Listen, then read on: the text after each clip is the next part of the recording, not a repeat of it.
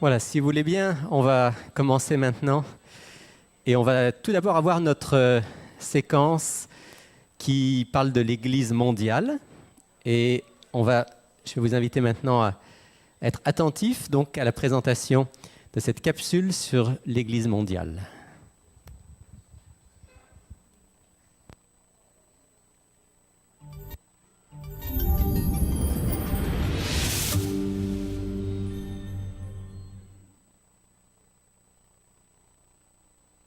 Nous sommes ici dans les vallées vaudoises du nord de l'Italie. C'est incroyable de se trouver dans ce lieu historique. Ellen White elle-même est venue ici en de nombreuses occasions et elle a écrit que c'est ici que la lumière de la vérité a brillé au milieu des ténèbres du Moyen-Âge. J'ai le privilège d'être dans l'une des grottes dans lesquelles le peuple vaudois du Piémont avait l'habitude de venir pour adorer Dieu en secret. Pendant des siècles, ces montagnes ont abrité les Vaudois dont la simple foi en Dieu et dont la Bible les a poussés à endurer les horribles privations, la persécution et les hivers glacés. Ils ont aussi raconté le massacre de leurs amis et de leurs familles. L'une des raisons pour lesquelles les Vaudois ont été persécutés est de n'avoir pu accepter de garder la bonne nouvelle de l'Évangile pour eux seuls. Ils se disaient que Dieu leur demandait plus que de simplement préserver la vérité dans sa pureté au sein de leur propre Église.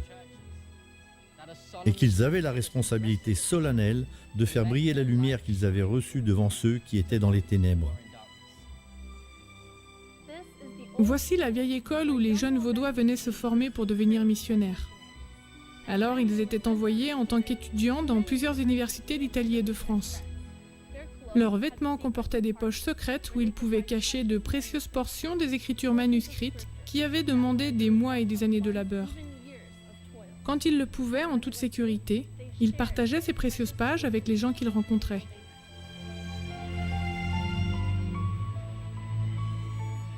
De nos jours, dans l'Union du Moyen-Orient et de l'Afrique du Nord, de jeunes adventistes vont, tels de modernes étudiants vaudois. Ils fréquentent des universités dans des régions où il n'est pas facile ou même pas possible de prêcher l'Évangile. Ils se mélangent aux autres, se font des amis, et quand les circonstances le permettent, ils partagent leur foi. Ces étudiants viennent de partout dans le monde. Ils apprennent la langue du pays de façon à pouvoir y étudier, mais cela peut leur permettre aussi de partager leur foi. Sam a parlé avec certains de ces étudiants vaudois modernes, mais à cause de l'endroit où ils étudient, leur identité restera cachée. Nous allons à l'université et rencontrons des étudiants. Cela nous permet de parler de l'Évangile. Votre but principal est-il d'étudier ou de rencontrer des gens ? De rencontrer des gens. Les études viennent en second. Vous voilà devenu agent secret ? En quelque sorte. Donc vous êtes spécialement ici pour vous intégrer et vous mélanger aux gens. Comment cela s'est-il passé pour vous ? Êtes-vous facilement entré en contact ?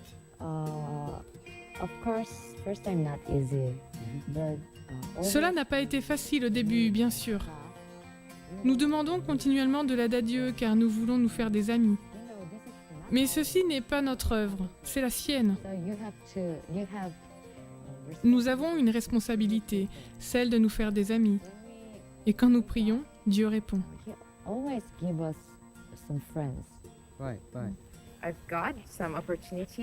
J'ai eu quelques possibilités, mais la plupart du temps, ce sont eux qui viennent nous poser des questions, car ils sont curieux. Je pense à une amie en particulier. Un jour, nous étions assis en cours, mais le professeur n'était pas là car il était malade. Aussi avons-nous simplement étudié ensemble. Nous avons entamé une conversation et mon amie m'a dit qu'elle cherchait à mieux comprendre Dieu. Je lui ai répondu que ce qui m'a aidé à le faire a été de connaître la vie de Jésus et d'y voir quel amour et quelle compassion il a eu pour les gens. À la fin, il m'a demandé « Possèdes-tu une Bible ?» Il t'a demandé une Bible ? Oui, j'en avais une. Et je lui ai lu quelques versets qui parlent de Jésus. Nous sommes allés discuter, de nuit, dans une petite rue. Et le dernier jour, comme il partait parce qu'il était soldat, je lui ai donné la Bible. Cela ressemble à cette scène biblique où Nicodème vient voir Jésus de nuit. Cela fait aussi penser à l'agent 007, c'est très excitant. J'avais un peu peur parce qu'il était soldat. C'était mon ami, mais on ne sait jamais. C'est à ce sujet que je prie toujours Dieu. Et que lui demandes-tu? S'il te plaît, aide cet ami à ouvrir les yeux sur qui tu es. Est-ce que c'est quelque chose que nous devrions faire plus souvent? Oui, bien sûr. Et quand je suis là, je pense aussi que l'Église doit envoyer plus de personnes ici. Nous avons besoin de davantage d'aide. Il y a un tas de monde ici qui aimerait entendre parler de Jésus, mais personne n'est là pour le faire. Dieu prend soin individuellement de chacun de nous. J'ai l'assurance qu'il a déjà travaillé avec puissance dans cette contrée avant que j'y mette les pieds, et même avant que qui que ce soit d'autre ne l'ait fait.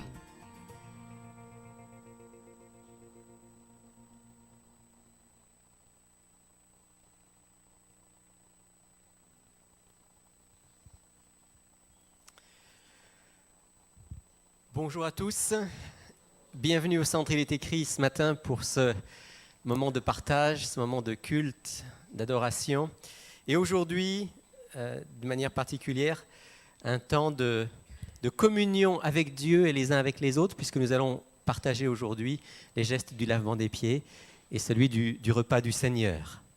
J'en profite juste pour donner ici une ou deux précisions en rapport avec le service du lavement des pieds et le service de la Sainte Seine. Tout d'abord, aujourd'hui, nous aurons donc 2 lieux pour le lavement des pieds, un pour les hommes et un pour les femmes. Pas d'endroit réservé pour les couples aujourd'hui, mais un endroit donc pour les hommes qui sera la salle principale, pardon, pour les femmes, la salle principale qui est en haut. Pour les hommes, ce sera du côté de mon bureau, donc vous allez être dirigé par l'équipe. Une chose aussi qu'il faut dire, c'est que du fait de la Sainte Seine, il n'y aura pas de classe pour l'âge des tisons, c'est-à-dire les jeunes qui ont l'âge tison n'auront pas de classe ce matin. Ils vont être invités à rester avec nous, à participer avec nous. Demain, ou déjà ce matin certains l'ont vu, demain donc à 7h sur VTL, vous pouvez suivre l'émission Il est écrit, qui est une émission sur la résurrection, le jour où les tombeaux s'ouvriront. Alors rendez-vous demain matin ou à n'importe quel moment. Je sais qu'à 7h le dimanche matin, il n'y a pas beaucoup de gens debout. Vous pouvez l'enregistrer, vous pouvez le trouver sur iletécrit.tv en tout temps. Dans 2 semaines, le 16 avril, ce sera la formation de disciples. On aura rendez-vous à 14h30 pour une formation de disciples spéciale, couple et famille. Donc, vous êtes invités pour cette formation de disciples le 16 avril. Et puis, je vous rappelle bien sûr que pour les autres enfants, pas ceux de l'âge tison, mais les plus jeunes, ils auront leur classe à 11h et qu'après le moment du culte, pour ceux qui le veulent et qui le peuvent, il y a un moment de prière comme chaque semaine.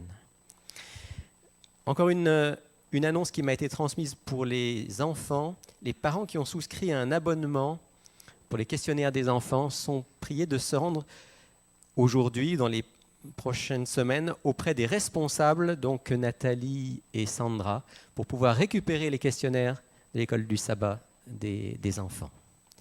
Je vous invite maintenant à faire silence. Si vous avez un téléphone cellulaire ou quoi que ce soit qui puisse sonner, merci de bien vouloir l'éteindre. On va maintenant prendre un moment de silence pour entrer dans la présence de Dieu et pour lui rendre un culte.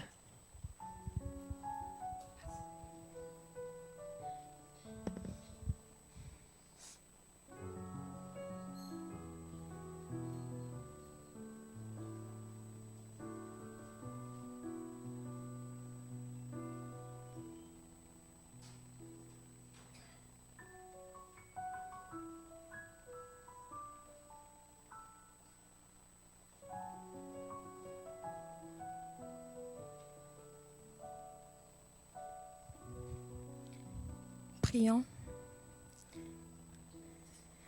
Seigneur Jésus, merci pour ce privilège que tu nous accordes ce matin d'être réunis dans ta maison. Seigneur, nous voulons ce matin particulièrement fixer notre attention sur ce geste que tu nous as laissé avant de partir, qui est le lavement des pieds, le partage du pain et du jus de raisin. Mais avant toute chose, Seigneur, nous aimerions te confesser nos fautes, nos péchés. Oui, Seigneur, nous t'avons été indifférents cette semaine. Pardonne nos omissions. Pardonne nos mauvaises pensées, nos mauvaises paroles. Et Seigneur, nous croyons que c'est toi qui nous laves C'est toi qui nous purifies, car tu nous l'as dit dans ta parole. Que rien, Seigneur, ne puisse constituer un obstacle entre nous et toi ce matin. Mon Père, je te remets cette assemblée. Tu connais les cœurs, tu connais les besoins. Et Seigneur, toi seul comprends les soupirs. Que chacun, Seigneur, puisse ressortir ici avec une bénédiction spéciale. Remplis-nous de paix, remplis-nous d'amour, comme toi seul sais le faire, Seigneur. Oui, bon Père, en cet instant, reçois favorablement les paroles de notre bouche, les sentiments de notre cœur. Toi, notre libérateur, toi, notre sauveur. Amen.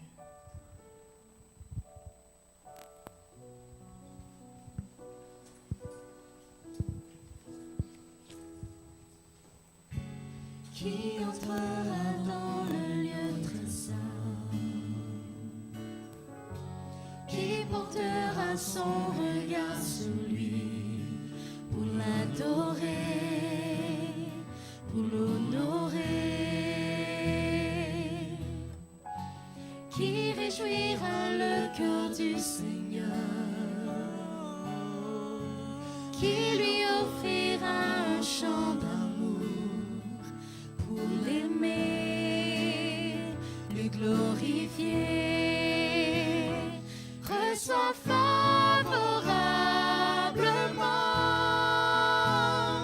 les paroles de ma bouche, les sentiments de mon cœur. Accepte l'offrande de ma vie. Viens remplir le vase que je suis. Qui recherchera sa main puissante? Qui demandera force et sagesse pour le servir, lui obéir? Qui se lèvera pour le Seigneur? Qui portera le flambeau de grâce pour guérir et restaurer? Reçois favorablement les paroles de ma bouche, les sentiments de mon cœur.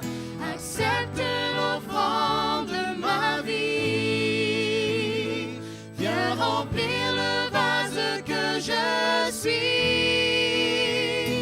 Reçois favorablement les paroles de ma bouche, les sentiments de mon cœur. Accepte l'offrande de ma vie. Viens remplir le vase que je suis. Accepte l'offrande de ma vie. Viens remplir le vase que je suis. Vous pouvez vous asseoir.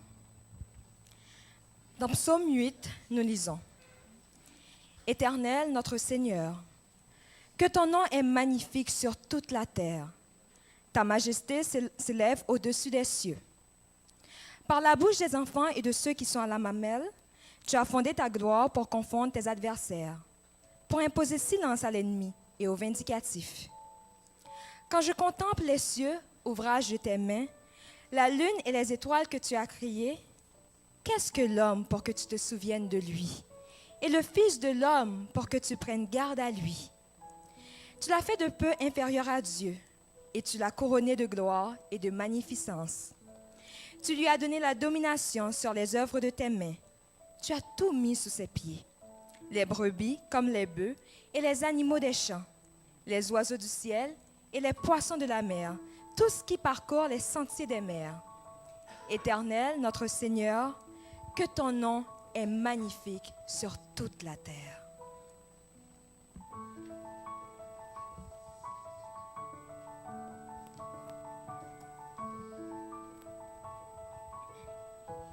Dieu Tout-Puissant, comme considère tout l'univers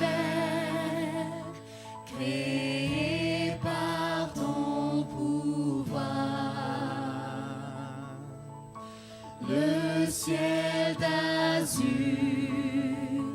les éclairs, le tonnerre, le clair matin ou les ombres du soir. De tout mon être, alors s'élève un chant. Dieu tout-puissant, que tu es grand. De tout mon être, alors s'élève un chant. Dieu tout-puissant, que tu es grand. Mais quand je songe au sublime mystère qu'un Dieu si grand a pu penser à moi, que son cher Fils est devenu mon frère et que je suis l'héritier du grand roi. Alors mon cœur redit la nuit, le jour, que tu es bon, ô Dieu d'amour. Alors mon cœur redit la nuit, le jour, que tu es bon, ô Dieu d'amour. Quand mon sauveur éclatant de lumière se lèvera de son trône éternel et que les sangs, les douleurs de la terre, je pourrai voir les splendeurs de son ciel. Je redirai dans son divin séjour, rien n'est plus grand que ton amour. Je redirai dans son divin séjour, rien n'est plus grand que ton amour. Amen. Lorsqu'on apprend à connaître Dieu et lorsqu'on a goûté à son amour et qu'on réalise à quel point qu'il nous aime en dépit de nos imperfections, on ne peut s'empêcher de dire comme l'auteur de ce chant qu'on vient de chanter, comment est-ce qu'un Dieu si grand a-t-il pu penser à moi? Moi rebelle, moi infidèle, moi orgueilleuse. Mais le prochain chant que nous allons chanter nous rappelle que Dieu a fait plus que penser à nous. En fait, il s'est sacrifié pour nous. Il a cédé sa vie innocente pour moi, pour vous, pour nous.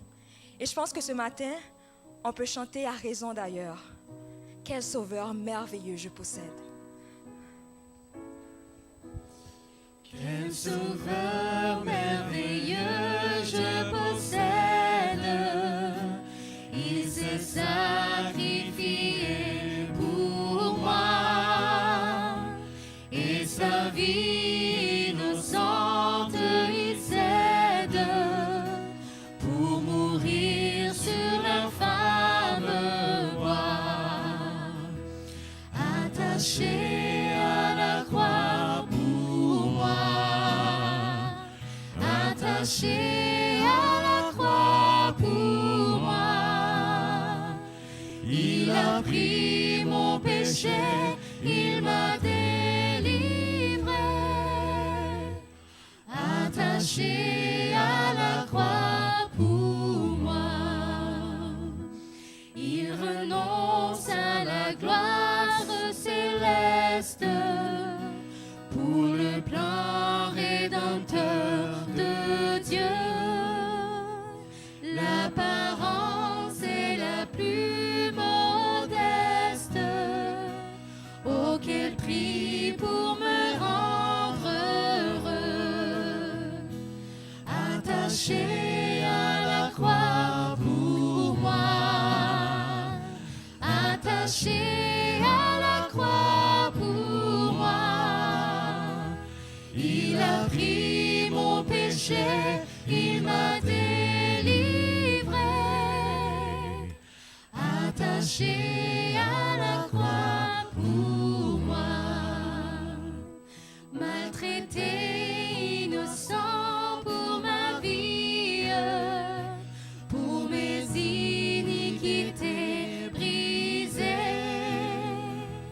échangé de mes maladies, il mourut pour guérir, sauver. Attaché à la croix pour moi. Attaché à la croix pour moi. Il a pris mon péché, il m'a délivré. Attaché à la croix pour moi. Amen.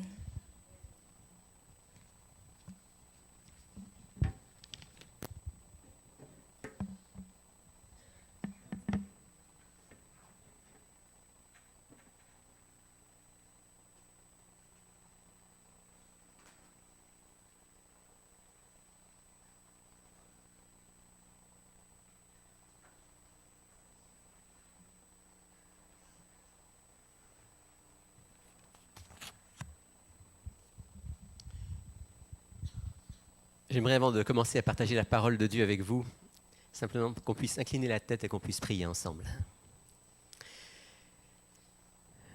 Notre Dieu, notre Père du ciel, merci pour ce grand et beau privilège aujourd'hui d'être réunis pour te rencontrer, pour te louer, pour t'écouter, pour te célébrer et pour d'une manière particulière te redire notre attachement, nous souvenir de la grandeur de ton salut et poser des gestes concrets pour entretenir cette relation vivante avec toi. Je te remercie pour chaque personne présente ici ce matin dans cette salle. Je te remercie pour chaque personne qui nous suit en ce moment à travers l'Internet ou ceux qui le feront plus tard. Je te remercie et je te rends grâce, Seigneur, pour chaque âme, chaque personne que tu attires à toi et que tu amènes à faire partie de la famille de tes enfants, de ceux qui t'aiment, dont la vie est transformée, qui reçoivent ton pardon et qui se préparent bientôt à te rencontrer et à vivre dans ton royaume. Chacun d'entre nous ici présents ce matin, Seigneur, on veut faire partie de ceux-là, que maintenant le message de ta parole puisse nous permettre de grandir encore dans la foi, dans l'espérance et dans l'amour en Jésus. Amen. Amen.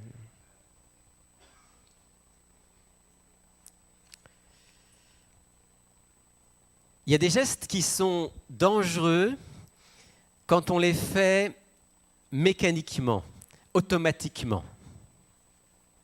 Je me souviens, quand je suis arrivé au Québec, il y a de cela maintenant une quinzaine d'années, je suis monté dans la voiture du pasteur José Élisée.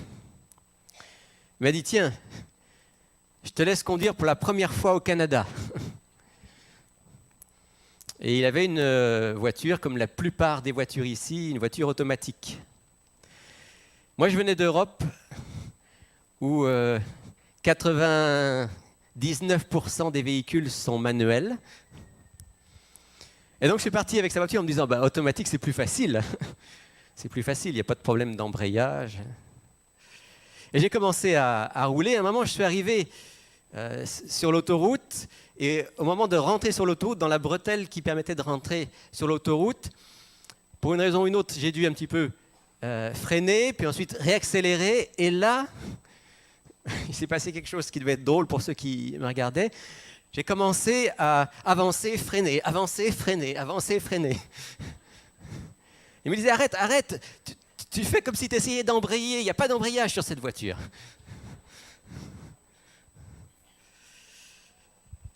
En fait, j'avais tellement l'habitude, c'était tellement automatique pour moi d'utiliser mon pied gauche pour appuyer sur la pédale d'embrayage, qu'en l'absence de pédale d'embrayage, j'appuyais sur la seule pédale qui était sous mon pied gauche, c'est-à-dire le frein.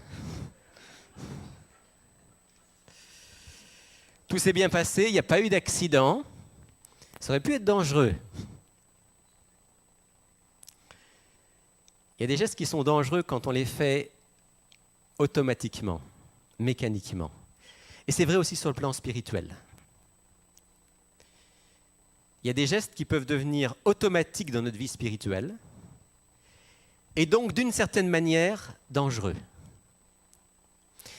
Si vous lisez par exemple avec moi, et je vous invite à le faire si vous avez votre Bible avec vous, si vous lisez avec moi dans le livre du prophète Amos, alors ça c'est un de ceux qu'on appelle les petits prophètes qui se situe probablement vers la fin de votre Bible, plutôt de l'Ancien Testament dans votre Bible.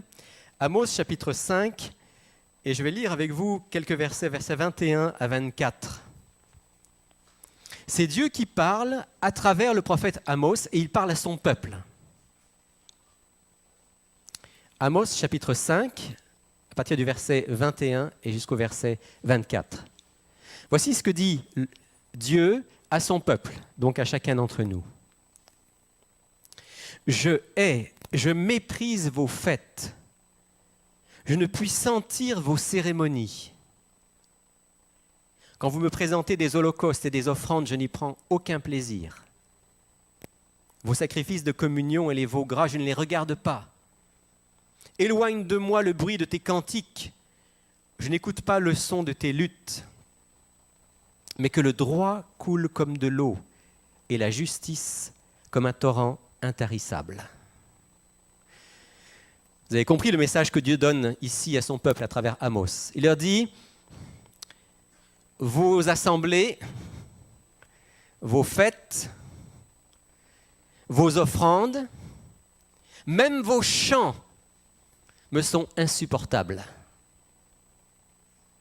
Ça nous fait réfléchir. Ce n'est pas parce qu'on chante ici le sabbat matin des belles louanges que le Seigneur automatiquement les reçoit comme un parfum de bonne odeur.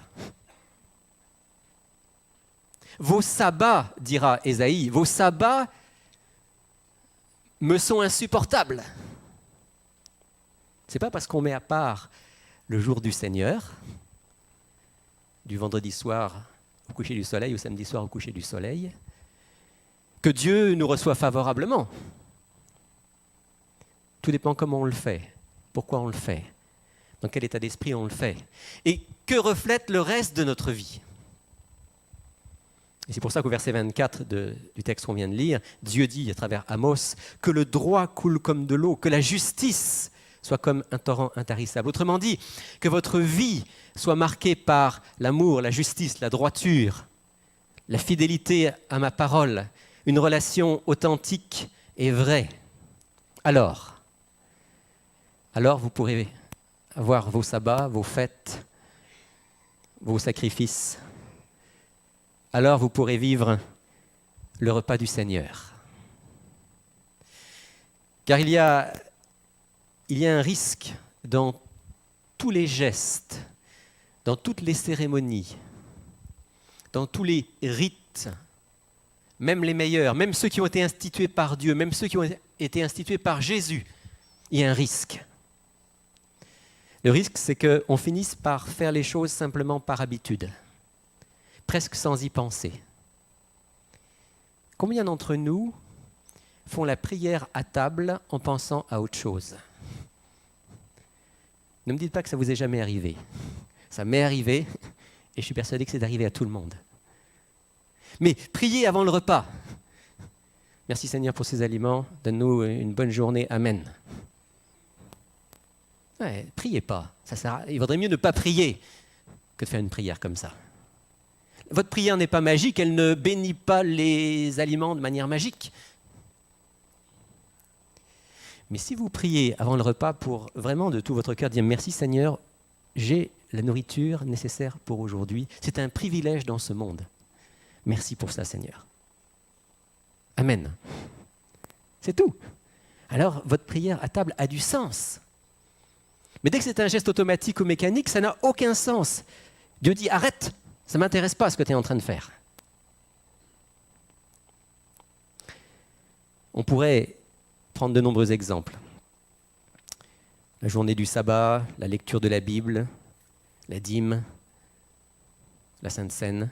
Tous ces gestes-là n'ont de sens que dans la mesure où on se souvient pourquoi on les vit et on demande à Dieu. Parfois, on doit lui dire « Aide-moi à retrouver le sens, parce que j'ai pu le perdre, et à y mettre tout mon cœur. » Et ce matin, je voudrais réfléchir pendant quelques instants avec vous aux gestes que certains d'entre nous vont faire avant de prendre le pain et le vin, qui est le geste qu'on appelle généralement le geste du lavement des pieds. Il y en a quelques-uns parmi vous qui m'ont dit ces derniers temps, j'ai besoin de retrouver le sens de ce geste, de savoir pourquoi on le fait. Pour que ce ne soit pas simplement un rite, pas simplement un geste qu'on fait parce qu'on a l'habitude de le faire. Permettez-moi alors pendant quelques instants ce matin de réfléchir à ce geste profond que Jésus nous a laissé comme un signe entre lui et nous et les uns avec les autres. Peut-être que pour bien comprendre le sens de ce geste, il faut faire un petit effort d'imagination et se remettre dans le contexte de l'époque biblique. Vous savez que le lavement des pieds, le fait de se laver les pieds, ce n'est pas quelque chose, bien sûr, que Jésus a inventé. Ce n'est pas non plus quelque chose qui datait spécifiquement de son époque. En fait, les premiers textes qui nous parlent du lavement des pieds sont dans la Genèse. Et si vous voulez vous en convaincre, lisez avec moi dans le livre de la Genèse au chapitre 18. Et on va lire ensemble les 5 premiers versets du chapitre 18. Genèse, chapitre 18, à partir du verset 1er.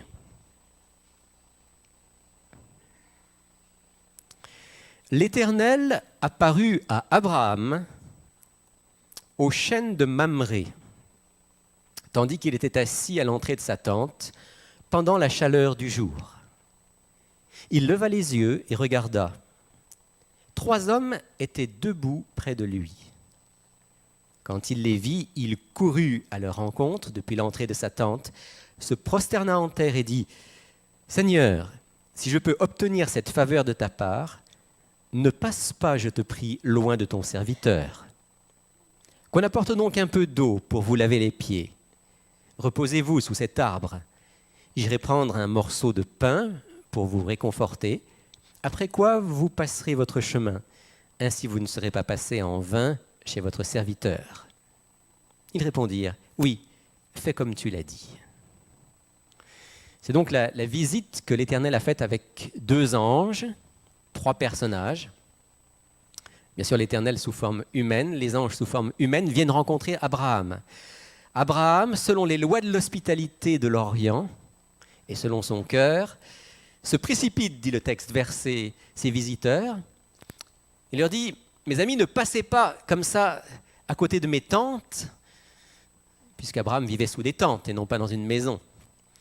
Ne passez pas à côté de mes tentes, mais arrêtez-vous un instant. Là, il y a un arbre sous lequel vous pouvez prendre un petit peu de repos, avec un petit peu de fraîcheur, un peu d'ombre, et qu'on apporte de l'eau pour vous laver les pieds.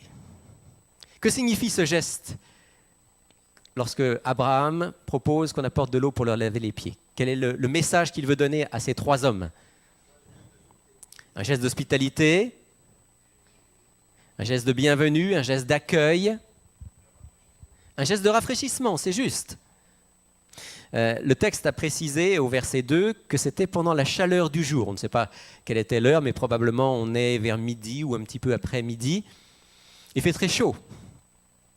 Et donc, ces trois hommes, et je mets hommes entre guillemets, vont s'arrêter. Et alors qu'il fait chaud, qu'ils ont marché sur des chemins de terre, probablement avec des sandales, on va appeler des serviteurs. Et les serviteurs vont très probablement laver les pieds de ces trois hommes. Et je vais essayer de vous mettre dans le contexte de l'époque. Le lavement des pieds dans ce contexte-là, c'est un délice. C'est un délice. Est-ce que vous avez déjà, par exemple, en plein été, est-ce que vous avez déjà eu l'occasion de vous promener, de faire une randonnée en montagne et de vous trouver d'un seul coup un endroit où il y a un ruisseau? Vous avez déjà vécu ça? Et qu'est-ce qu'on fait à ce moment-là? On se déchausse et on trempe les pieds dans le ruisseau. Et parfois, c'est même un peu froid, mais ça fait du bien. Bien, c'est exactement ce qui se passe dans le contexte de l'époque d'Abraham pour ces trois hommes. Il fait chaud, on a marché, les pieds sont non seulement sales, mais parfois ils sentent plus très bon. Et on lave les pieds, il y a la fraîcheur, et c'est vraiment quelque chose d'agréable. Un geste d'hospitalité, un geste de rafraîchissement, un geste d'hospitalité et d'accueil. C'est la raison pour laquelle je crois qu'il est important que le lavement des pieds, lorsqu'on le pratique pour nous comme un symbole spirituel, soit fait d'une manière qui soit agréable. Je dis souvent, au Québec, lorsqu'on fait le lavement des pieds, l'eau devrait être chaude en hiver et fraîche en été.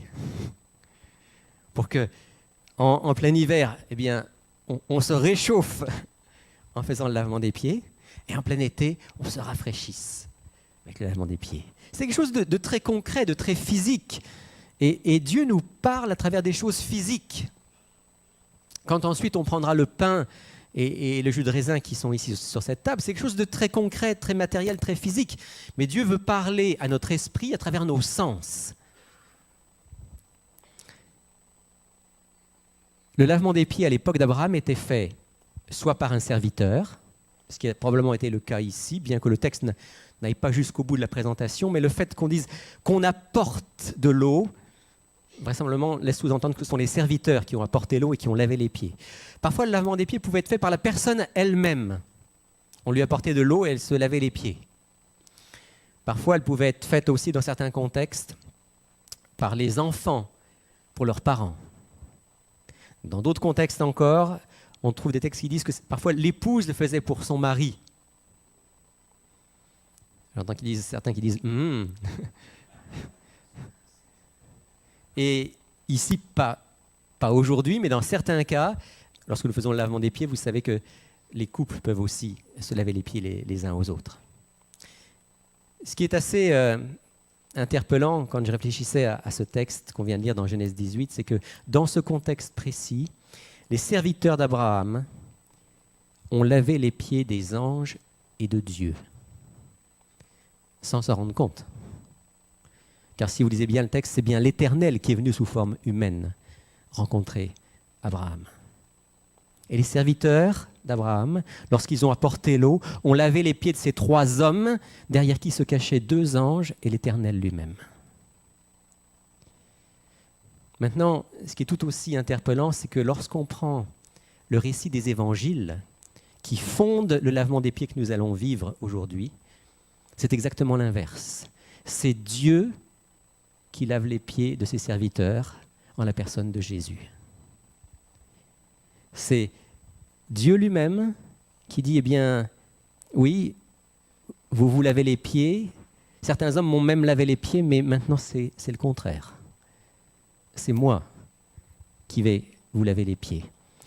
Et c'est bien sûr ce qui ressort du texte de l'Évangile selon Jean au chapitre 13, qui est le récit dans les Évangiles de cet acte accompli par Jésus en faveur de ses disciples. Dieu, en Jésus-Christ, va manifester qu'il accueille pleinement ses disciples. Et je lis avec vous Jean 13 à partir du verset 1er. Avant la fête de Pâques, sachant que l'heure était venue pour lui de passer de ce monde au Père, Jésus, qui avait aimé les siens qui étaient dans le monde, les aima jusqu'au bout. Pendant le repas, alors que le diable avait déjà mis au cœur de Judas, fils de Simon, de le livrer, Jésus, qui savait que le Père avait tout remis entre ses mains, qu'il était venu de Dieu et qu'il s'en allait à Dieu, se leva de table, ôta ses vêtements et prit un linge dont il s'entoura. Ensuite, il versa de l'eau dans un bassin et se mit à laver les pieds des disciples et les essuyer avec le linge qu'il avait à la ceinture. Il vint donc à Simon-Pierre qui lui dit « Toi, Seigneur, tu me laverais les pieds ?» Jésus lui répondit « Ce que je fais, tu ne le sais pas maintenant, mais tu le comprendras dans la suite. » Pierre lui dit « Non, jamais tu ne me laveras les pieds. » Jésus lui répondit « Si je ne te lave, tu n'as pas de part avec moi. » Simon-Pierre lui dit « Mais alors, Seigneur, non seulement les pieds, mais encore les mains et la tête. » Jésus lui dit « Celui qui s'est baigné n'a pas besoin de se laver, sauf les pieds. Mais il est entièrement pur, et vous êtes purs, mais non pas tous. » Il connaissait en effet celui qui le livrait, c'est pourquoi il dit « Vous n'êtes pas tous purs. » Jésus donc a décidé, en ce dernier repas qu'il prend avec ses disciples, a décidé de manifester son amour jusqu'au bout, dit le texte, jusqu'à l'extrême. Et il va laver les pieds des disciples. Et vous remarquez que lorsqu'il arrive à Pierre, que dit Pierre ? Non, Seigneur. Pourquoi est-ce que Pierre ne veut pas que Jésus lui lave les pieds ?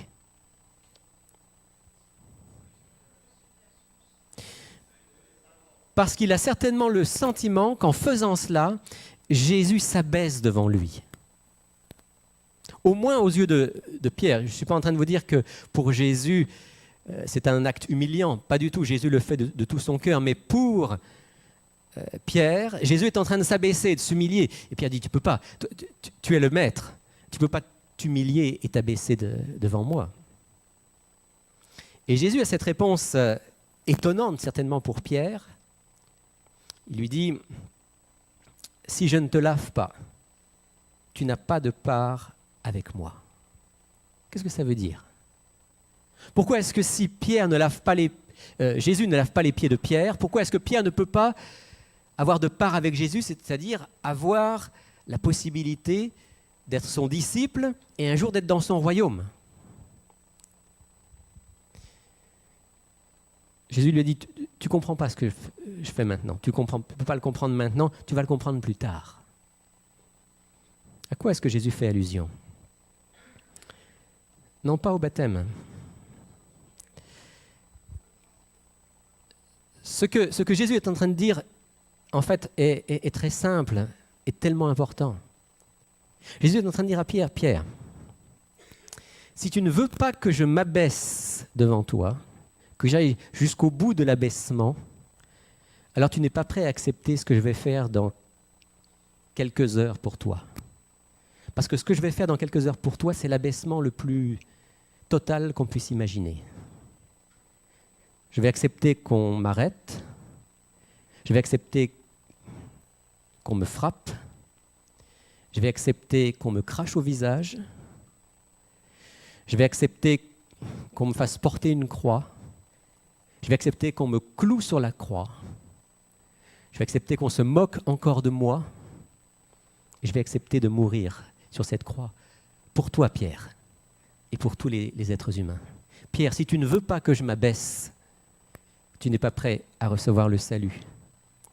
Si tu ne veux pas que je m'abaisse devant toi, alors tu n'as aucune part avec moi. En fait, ce que Jésus est en train de dire à Pierre, c'est que le fait de lui laver les pieds, c'est comme un geste prophétique qui annonce sa passion et sa mort sur la croix. Et le salut ne peut passer que par l'acceptation de l'abaissement de Jésus, que par l'acceptation de sa mort pour nous. Alors comme Pierre, lorsque nous vivons le lavement des pieds, la première chose que nous devons nous souvenir, c'est que Jésus doit nous laver comme il avait Pierre. Il a lavé Pierre. C'est seulement à travers l'abaissement de Jésus et la croix que chacun d'entre nous peut être pur. Car par son geste d'abaissement que Jésus fait lorsqu'il se met à genoux devant Pierre et lui lave les pieds, par son geste d'abaissement, il le lave, il le purifie. Par son geste d'abaissement, Jésus nous lave spirituellement, il nous purifie. Et c'est ça le premier sens du lavement des pieds. Tout à l'heure, quand vous participerez, pour ceux qui vont participer à ce geste, et qu'un frère ou une sœur va vous laver les pieds, la première chose dont il serait important que vous vous souveniez, c'est qu'à travers le frère ou à travers la sœur, Dieu vous rappelle que c'est Jésus qui vous lave.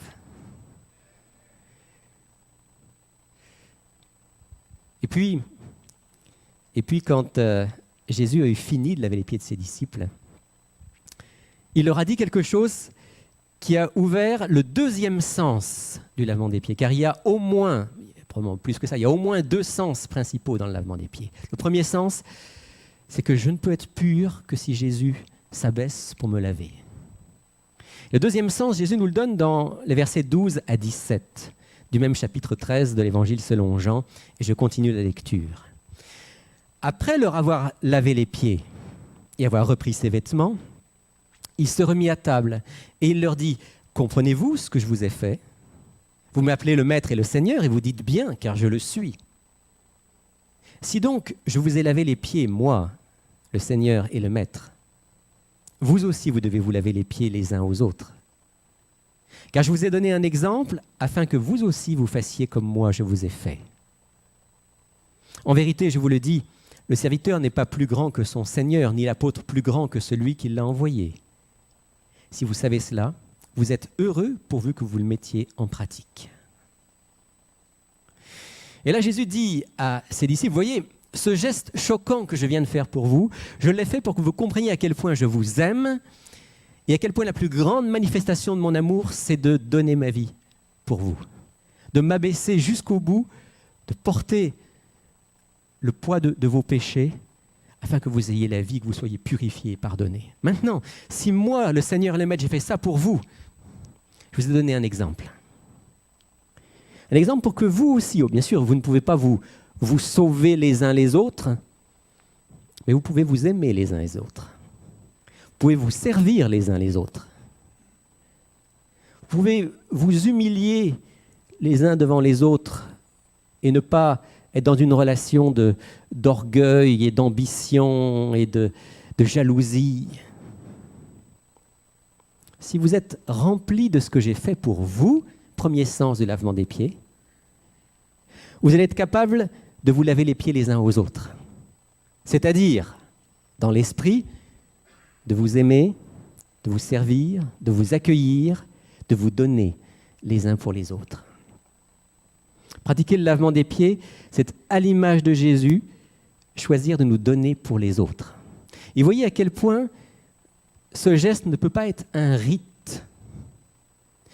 Si je fais le geste du lavement des pieds, souvenez-vous de ce que je disais au début, tout geste fait automatiquement est dangereux. Si je fais ce geste automatiquement en me disant « Bon, Jésus l'a dit, alors bon, mon frère me lave les pieds, moi je lui lave les pieds, c'est bon, c'est fait, on a fait ce que Jésus voulait, et on continue. » J'ai rien compris à ce que Jésus a voulu nous dire à travers le lavement des pieds. Ce que Jésus a voulu nous dire, c'est au moment où tu laves les pieds de ton frère, tu t'engages envers lui. Et à travers lui, tu t'engages envers tous ceux qui sont tes frères et tes sœurs dans la foi. Tu t'engages à quoi ? Vous savez, il y a un verset dans le Nouveau Testament qui est peut-être le verset le plus connu de tous les chrétiens. Si je vous demande quel est le verset du Nouveau Testament le plus connu de tous les chrétiens. Voilà, Jean 3, 16. « Car Dieu a tant aimé le monde qu'il a donné son Fils unique afin que quiconque croit en lui ne périsse pas, ne meure pas, mais qu'il ait la vie éternelle. » C'est vrai que c'est un des plus beaux versets de la Bible. Et c'est certainement un verset qui nous met directement en lien avec le premier sens du lavement des pieds. Maintenant, comme plusieurs d'entre vous le savent, il y a le pendant de Jean 3,16 qui est 1 Jean 3,16. Premier épître de Jean, chapitre 3, verset 16. Et voici ce que dit le même apôtre Jean dans sa première lettre, au chapitre 3 et au verset 16. « À ceux-ci nous avons connu l'amour, c'est qu'il a donné sa vie pour nous. Nous aussi, nous devons donner notre vie pour les frères. » Est-ce que vous remarquez le lien que fait ici l'apôtre Jean? Nous avons connu l'amour parce que Jésus a donné sa vie pour nous. Alors, conséquence, nous aussi, nous devons donner notre vie pour les frères. Et ça, c'est quelque chose de profond, c'est quelque chose de grand. Lorsque je participe au lavement des pieds, je dis non seulement au Seigneur, « Seigneur, merci, je reçois ton pardon, ton salut et la vie nouvelle grâce à ton abaissement et à ton amour. » Mais je dis aussi, « Seigneur, maintenant, à ton image, je veux aimer mes frères, je veux m'intéresser à eux, je veux m'impliquer lorsqu'ils ont besoin d'aide, je veux les servir. » Et voyez à quel point le geste du lavement des pieds est un geste qui forcément m'amène à aller vers l'autre, m'amène à m'intéresser à l'autre, m'amène à vouloir lui faire du bien, l'aimer, et peut-être même me donner. Quand l'apôtre Jean dit « nous aussi, nous devons donner notre vie pour les frères », ça ne veut pas forcément dire qu'on va peut-être mourir pour lui ou pour elle, quoique. À l'époque où Jean a écrit, ça voulait parfois dire ça. Parce que dans le contexte de persécution que connaissaient les chrétiens à l'époque de Jean, certains ont donné leur vie pour ne pas trahir les autres. Et même si ce n'est pas donner ma vie physiquement, ça veut dire je veux me donner pour les autres. Si je ne suis pas profondément convaincu par Dieu que mon but sur cette terre, c'est de vivre pour les autres et de me donner pour les autres, le lavement des pieds n'a aucun sens.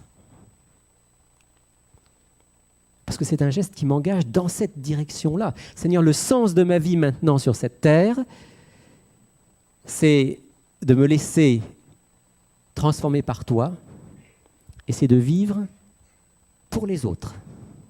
Et je nous pose la question ce matin, alors que nous allons dans quelques instants faire ce geste, est-ce que nous vivons pour les autres?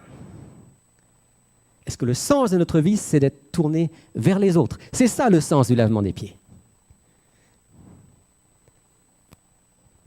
Et je crois qu'il faut se poser cette question avant d'y participer.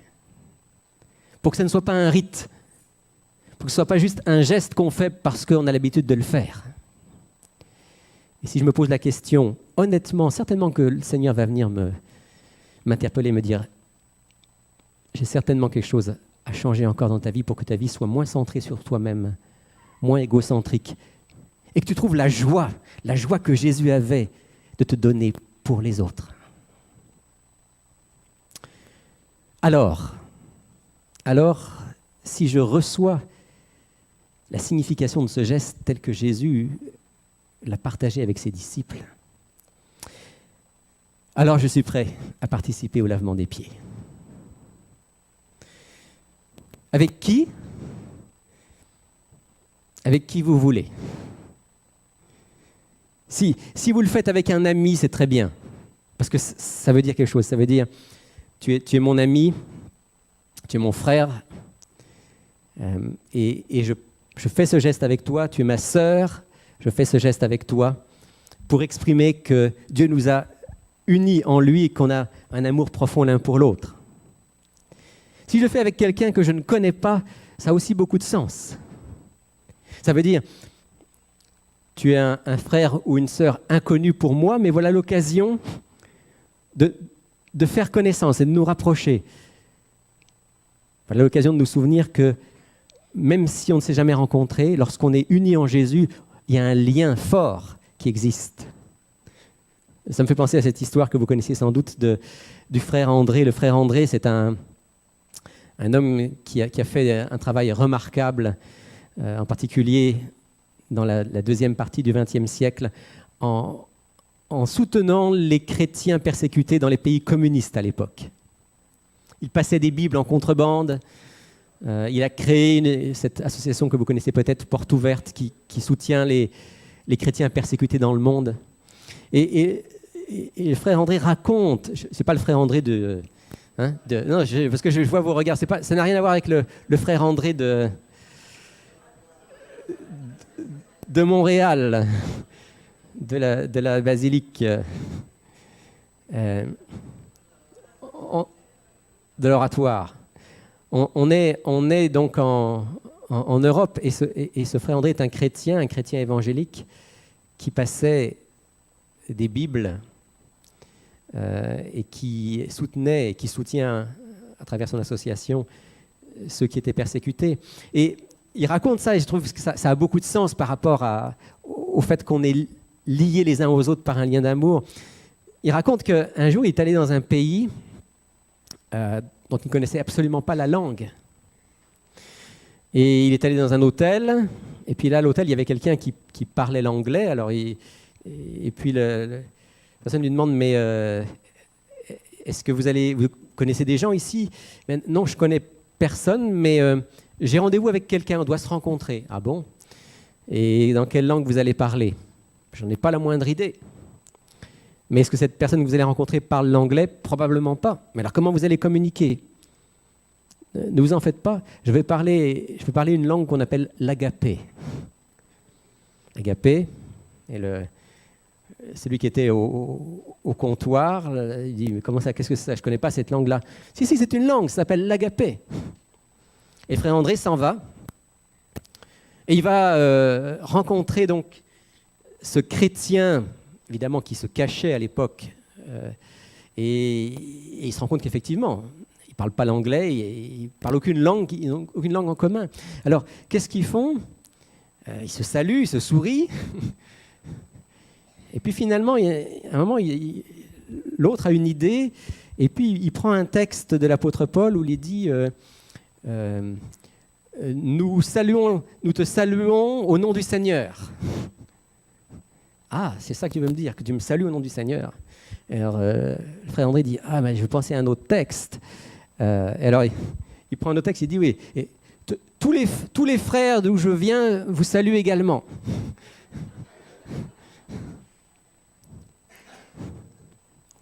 Et puis comme ça, de texte en texte, ils se mettent à communiquer.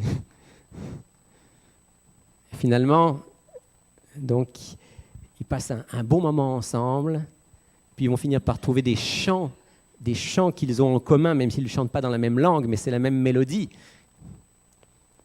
Ils passent tout un moment comme ça ensemble, et le soir, quand ils rentrent à l'hôtel, l'homme qui est là au comptoir lui dit hey, j'ai regardé ce que vous m'avez dit là. Hein. Agapé, ce n'est pas une langue. Hein. Agapé, ça veut dire amour en grec. Et le frère André lui répond oui, et justement, moi j'ai parlé cette langue toute la journée. Et il y a là quelque chose de très fort par rapport à ce que signifie être frère et sœur. Et si vous lavez les pieds à quelqu'un que vous ne connaissez pas, mais que vous avez prié ensemble, et que vous êtes unis en Jésus ensemble, il y a un lien plus fort que des liens de sang, un lien qui fait que nous sommes un en lui. Si vous faites le lavement des pieds avec quelqu'un avec qui vous avez eu un problème ou un différend, eh bien c'est parfait aussi, ça a beaucoup de sens. C'est certainement le moment de la réconciliation, le moment du pardon, le moment de se retrouver. On pose aussi souvent la question qui participe, qui peut participer? La réponse à ces questions est dans le texte lui-même qu'on a lu tout à l'heure. À qui Jésus a-t-il lavé les pieds et à qui a-t-il dit de se laver les pieds les uns aux autres? À ses disciples. Donc qui peut participer? Bien tous ceux qui sont disciples de Jésus. Le signe du disciple dans la Bible, c'est le baptême. C'est la raison pour laquelle, généralement, ceux qui participent au lavement des pieds sont des personnes qui ont été baptisées par immersion. Néanmoins, comme je dis souvent, si quelqu'un n'est pas encore baptisé, mais a pris fermement la décision dans son cœur de donner sa vie à Jésus, de se préparer au baptême et souhaite participer au lavement des pieds ou au pain et au vin, c'est entre cette personne et Dieu. Et il ne nous appartient pas à nous d'empêcher de le faire. Je voudrais terminer en disant un mot sur comment le vivre. Comment vivre ce lavement des pieds? C'est un geste d'accueil, c'est un geste d'amour, c'est un geste de service, c'est un geste dans lequel Jésus est au centre. Alors tout à l'heure, lorsque vous allez participer, pour ceux qui vont participer à ce geste, s'il vous plaît, évitez les conversations qui n'ont aucun rapport.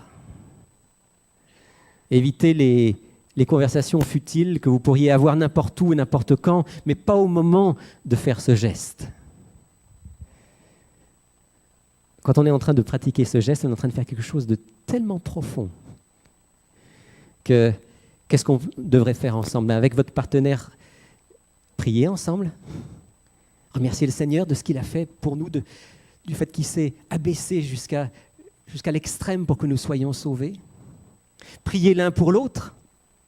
Peut-être si l'autre a un poids sur le cœur et a besoin que vous priez pour lui ou pour elle, c'est le moment de le faire, et vice-versa.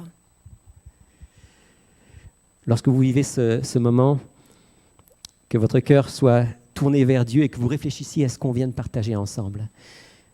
Quand quelqu'un vous lave les pieds, souvenez-vous qu'à travers cette personne, c'est Jésus qui vous lave. Quand vous-même vous lavez les pieds de l'autre, souvenez-vous que vous êtes en train de dire « Seigneur, comme tu as donné ta vie pour nous, je veux donner ma vie pour mes frères et pour mes sœurs. » Et alors, parce que Jésus est au centre de ce geste, c'est lui qui va mettre en nous les pensées et les sentiments qui nous permettront de vivre ce geste avec toute sa signification. C'est lui qui veut faire en sorte que le lavement des pieds et le repas du Seigneur soient ce matin non pas des gestes, encore moins des automatismes, mais vraiment une réelle communion avec lui et les uns avec les autres. Est-ce que c'est ce que vous désirez qu'on puisse vivre ensemble? Si c'est le cas, je vous invite à nous y préparer en chantant d'abord, puis ensuite en priant. Je vais inviter l'équipe musicale à me rejoindre. On va chanter ensemble une prière dans laquelle on réclame au Seigneur cet amour riche que Jésus a manifesté envers nous. Et j'aimerais vous inviter à vraiment chanter ce chant comme une prière. Ensuite, je prononcerai une courte prière et ensuite, on pourra se séparer pour le lavement des pieds. Et pour ceux qui nous regardent sur Internet, ce sera aussi la fin de notre transmission pour aujourd'hui, en vous retrouvant bien sûr dès la semaine prochaine. Mais d'abord, si vous voulez, levons-nous et chantons « Seigneur, ce que je réclame, c'est ce riche don d'amour. »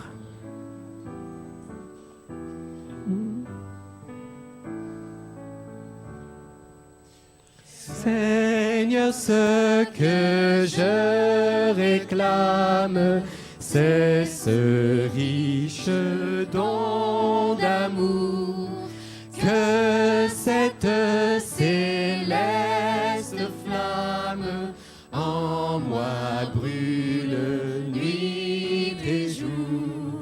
Cet amour si fort, si tendre, amour qui supporte tout, qui ne veut pas se défendre, prêt à souffrir jusqu'au bout. Pour les autres, il s'oublie, il ne peut être envieux. Tout éloge l'humilie, jamais il n'est orgueilleux. Cet amour peut vaincre et fondre les cœurs méchants, durs, glacés. Il ne peut